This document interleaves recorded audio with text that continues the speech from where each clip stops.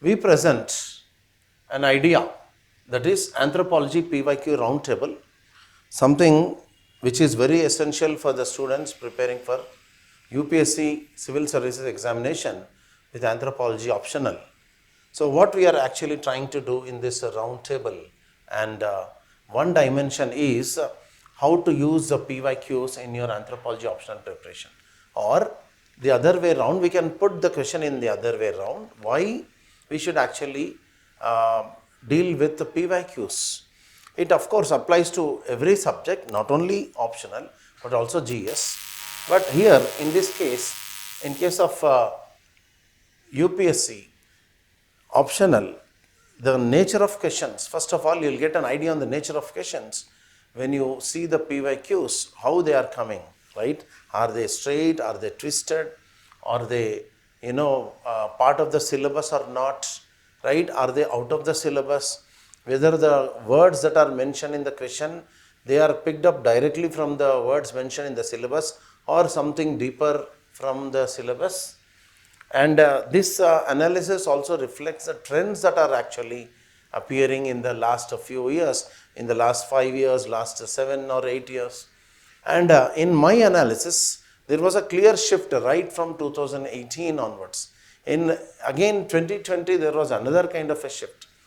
So recently also there were certain questions which look like as if the question is, one or two questions of course are out of the syllabus. But if you read certain standard sources, definitely this looks doable. And the biggest advantage of seeing the syllabus and the PYQ analysis is the examiner mindset. How can we actually understand the question through the examiner's angle? So what is the examiner expecting out of that particular question? Whether your, the clarity you have in that reading of the question, or you are just trying to showcase your knowledge as per the demand or not, all these will be clear. And the pattern of the questions, whether the questions are coming in the same formula that has been in vogue since the last 15-20 years, or has been a pattern change, there has been a pattern change or what? 20 marker, 15 marker, 10 marker, is it changed? Or there is a choice of the questions that was changed? All you can actually easily know. The next one is word limit. How much words limit you have to actually write the question in. That is, for example, if you take 10 marks, the word limit is clearly mentioned, 150 words. But in 15 marks and 20 marks questions, the word limit is not at all mentioned. But you have to go proportionately. Of course, there is a space limit that is provided. The candidate can clearly do well if he or she analyzes these parameters in advance. Time limit already I have mentioned. How much time is required for one particular question to satisfactorily attempt. And of course, there is word limit.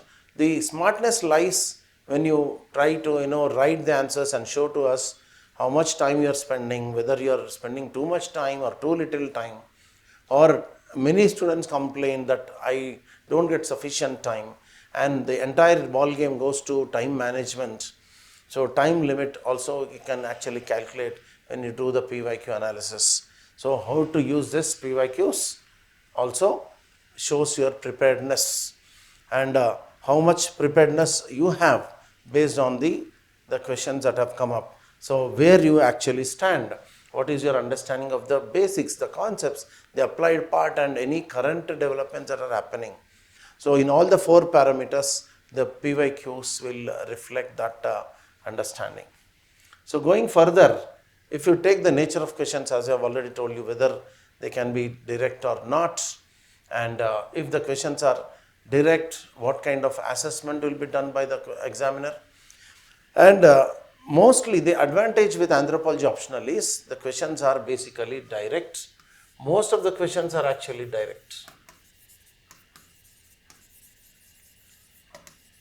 For example, nearly more than 80% questions, in fact, of the questions are direct in nature. That means they are straight in the what you call word formation of this entire question, and only less than 20%, sometimes even about 5 to 10% questions are indirect in nature. That means that the questions are actually, they are called as twisted questions by some people. They are also called as indirect questions, or we also call them as cryptic questions. So what is the proportion of these twisted questions or cryptic questions? It is less than 20%. So this is one understanding of the nature of the questions, and in that we will also know the difficulty level. So whether they are like easy, moderate or difficult. There are three kinds of questions: easy, moderate and difficult. Again, you can know only by PYQ analysis. A well prepared candidate without any doubts will be addressing all the questions in advance in a perfect manner. So all this I have already discussed. Repetitive questions are part of the game, and in anthropology again the same thing holds good here. For the last 30 years or so I have been analyzing papers. More than again 80, more than about 60% to 70% questions are repetitive.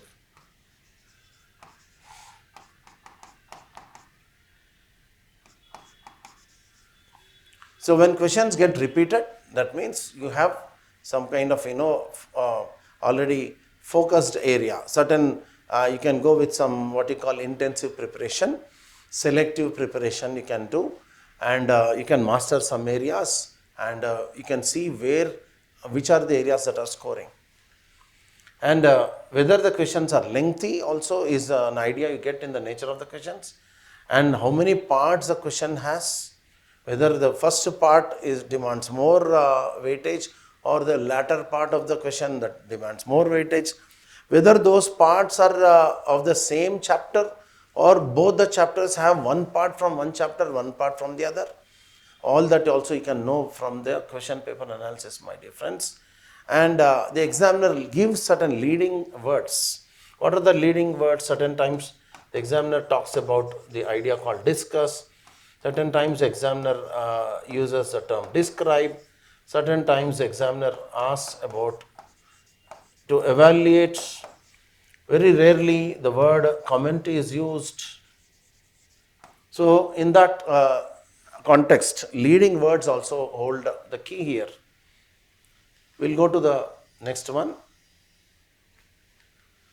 The demand of the question and the theme of the question, both are important, and you will know from the nature of questions what is the theme that the examiner is hitting, right? And what exactly is the demand of the question, whether it is asking you to detailedly explain one aspect, or whether the theoretical aspect is asked, whether the applied part is asked, or rarely some current trend is asked. All that will be discussed, can be understood only by the analyzing nature of the questions. And when it comes to syllabus, as I told you, whether the question comes from the syllabus or out of the syllabus, whether the the question covers the four walls of the syllabus, whether the direct words are coming in the exam right directly from the syllabus. So we can easily understand that. Which part of the syllabus? Questions coming from the syllabus or out of the syllabus, you can clearly know. And as I told you, you can actually establish the four walls of the syllabus such that you can go in a focused manner. It is possible only in optional like anthropology. Usually the questions don't go out of these four walls. And trends, what are happening in the last 5 years or so. For example, certain questions like globalization are coming here. In the last few years, there was a question on Arjun Appadurai and globalization. And there were some questions which look like they are out of the box, but they reflect the current trend as well. Certain questions like in paper 2 on caste and politics, then they ask about certain areas like casteism, and they asked about regionalism, and many such questions in fact reflect the trends also of the exam. The latest trends are usually less in the exams, especially in paper 2 it is more, but in paper 1 they are of a less weightage. And whether any shift you can examine in this, the examiner is shifting towards one part of the syllabus or no, or not, you can actually know from this analysis of the syllabus through the questions in the PYQs. The pattern already we have noted. So the pattern usually does not change regularly. This pattern, it was almost like nearly 20 years back it was fixed, and still this pattern is continuing. That is, essay type questions, that is longer questions, has 20 marks. The medium level questions are given 15 marks, and short notes are being given 10 marks each, and all the short notes questions are compulsory. And in every paper, paper 1 and paper 2, question number 1 will have 5 questions of 10 marks each, and all the questions are compulsory. And that is section A, question number 1. Section B, it starts with question number 5, and it has got 5 questions, again A, B, C, D, E, and all the questions carry equal marks, that is 10 marks. So short notes. So this pattern is there for the last 15 years or so. So it will not be changed very soon. So this pattern is also important. You should know the pattern in advance. You will know the pattern clearly when you see the last so many years of questions, PYQs. So pattern of the question paper is a title. Already we have discussed the number of sections. Just now I mentioned about section A and section B. In both the papers, section A will be there, and section B also will be there. Section A and section B both carry 4 questions each. And in both the 4 questions, like the candidate has to, out of 8 questions, the candidate has to actually select 5.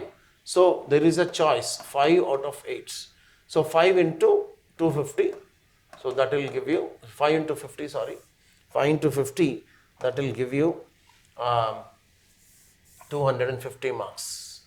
So that is a requirement here, 5 into 50. Out of 8 questions, one needs to attempt only 5. Then the number of questions to be attempted, just now I have told you. The choice is also there, as I told you again. And going further, word limit is the most important decisive factor. Word limit actually looks for one certain quality, the quality that is expected of a civil services aspirant, especially in civils, is brevity. How, or it is also called as conciseness or briefness, whether that particular person is able to write to the point or whether he is beating around the bush. The word limit is a hallmark of UPSC exams, and even if the candidate writes below the, 5 to 10 words below the word limit, it's okay. But the candidate is not expected to write more than the word limit. That will attract slightly certain penal kind of marks. Rarely, but definitely if it is too much, definitely examiner will cut the marks. And essay type questions demand, as I told you, they are not exactly the word limit is given, but you can actually roughly calculate it as 300 words, not more than that. And there is a medium level of questions. In short notes, it is given already, mentioned clearly, 150 words and 10 marks. Essay type, of course, as I told you, 300 words roughly and 20 marks here. And middle level, 15 marks, so roughly 225 words. It's all about rough calculation, not exactly hard and fast rule is there. There is a space limit as well. And because of the space limit and the word limit, both if you have to, if you see them together, you will get an idea on time management. And as I told you, you have to write these questions in certain time limits, and only through practice and before that proper analysis of the PYQs will enable you to do that. The number of questions will clearly tell you, as I told you, you have to attempt 19 out of 28 in paper 1 as well as paper 2, both Paper 1, 19 out of 28, paper 2, 19 out of 28. So we will clearly see when we pick up one paper and see how many we can attempt without much effort. Also you will get clarity on when you do this PYQ analysis. Then all that reflects your preparedness, as I told you, my dear friends. The level of preparation, whether you are at basic level, medium level or advanced level, whether the coaching required or not, this is very important, because I see many students, in fact these days the number is increasing, many students think that self-preparation, or thinking actually, self-preparation is good because anthropology optional syllabus looks easier to do. But my dear friends, I strongly disagree here. You may not like this statement, but when we see and meet some people when they come for the first time, after 2-3 years, after wasting their valuable youth and time, they will realize that self-preparation is not easier. Very few people, for them it's okay, but for again a good number of students, self-preparation is not suggested, because 2 to 3 years of valuable time will be lost. But if you can come to coaching in advance or during your graduation or immediately after your graduation, if you complete coaching and see the papers and analyze, write the tests and come to us, then you will get the clarity. There is a lot of difference in self-preparation and preparation through the help of a mentor. So there is a saying in English, through the horse's mouth. It should come through the horse's mouth. So then only it will get some, level of understanding.